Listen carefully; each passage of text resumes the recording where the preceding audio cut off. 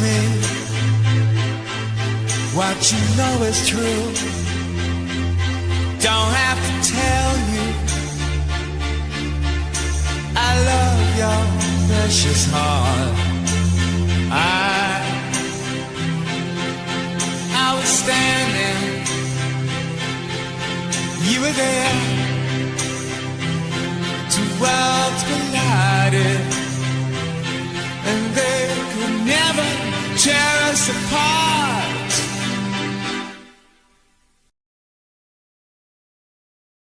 The international music industry is in shock with the death of rock star Michael Hutchence. The body of the In Excess lead singer was discovered in a Sydney hotel room late this morning. Police won't confirm the cause of death, but they've taken a leather belt into possession for scientific examination. The Double Bay Ritz-Carlton, the Sydney hotel to the stars, where today Michael Hutchence' body was found. Although security at the hotel was kept tight, the world media had been tipped off early.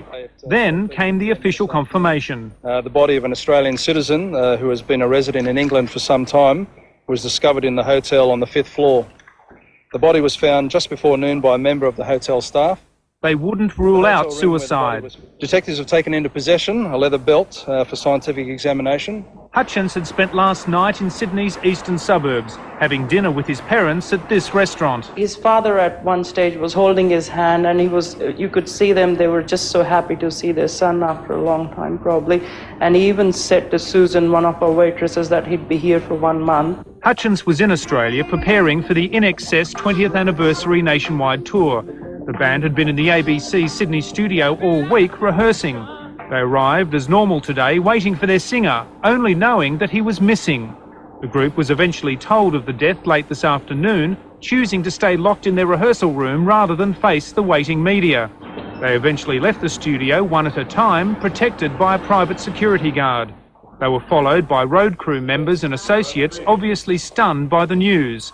The music industry was just as shocked. I was totally taken by surprise. Not in my wildest imaginings would I have thought somebody who had so much to live for would die. To be sitting around the Mondrian pool, having drinks, and everyone was so happy. And I said to Michael, I've never seen you more relaxed, more happier in your life. And he said, I have never been more happier in my life. Police spent most of the afternoon trying to inform Hutchence' family. Late today, contact was made with his Australian-based relatives and with partner Paula Yates, who was understood to have been en route to Australia when the death happened. Phil Kafkaloutis, ABC News, Sydney.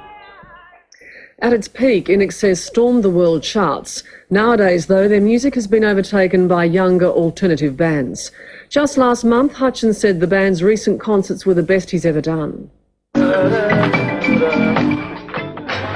Well done, Ross! In Excess have been the quintessential Australian band.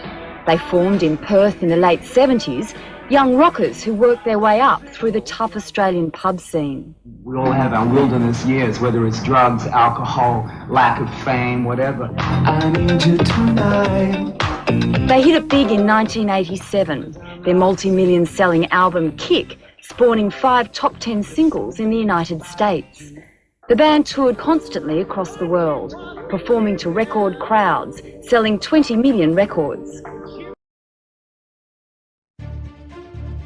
The love triangle between Paula Yates, Michael Hutchence from In Excess, and Bob Geldof is a tragic story that has captured the public's attention for decades.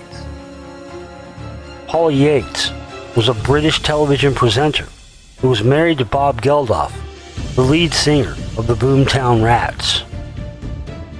They had 3 children together and seemed to have a stable relationship. However, everything changed when Paula interviewed Michael Hutchence for her show The Tube in 1985. There was an instant spark between Paula and Michael, and they began an affair that would last for years. At the time, Michael was the charismatic frontman of the Australian rock band In Excess. He and Paula were both known for their wild partying, hedonistic lifestyles. They were drawn to each other's energy and creativity, and the relationship was intense and passionate. Meanwhile, Bob Geldof was left at home, caring for the children struggling to come to terms with what was happening. He was devastated by the affair and did everything he could to keep his family together.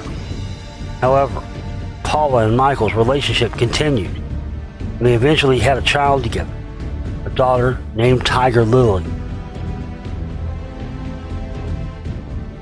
Tragically, the love triangle came to an end devastatingly in 1997 when Michael Hutchence was found dead in a hotel room in Sydney, Australia. Apparently, he had taken his own life, and the circumstances surrounding his death were shrouded in mystery.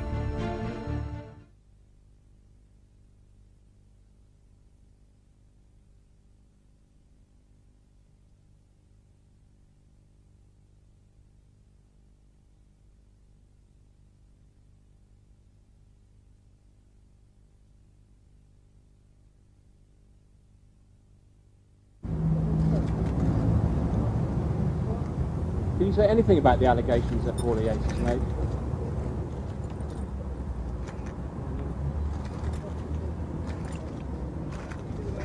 I just don't talk about it, you know. I'm sorry, you know. I know you'd like me to, but I never do. How do you feel about what's been said, though? I mean, I just don't talk about it. I'm sorry to sound like, you know, a parrot or something, but I never have, and I probably never will. Obviously, you are sad, though, about the death.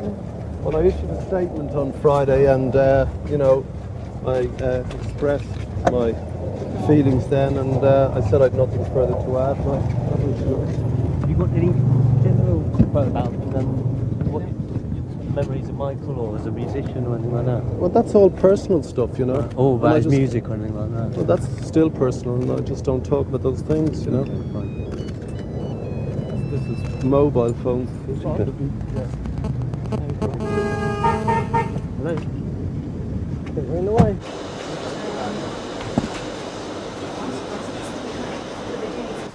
I think everyone in Britain is still stunned by the death of Michael Hutchence. Just can't believe that he would do it.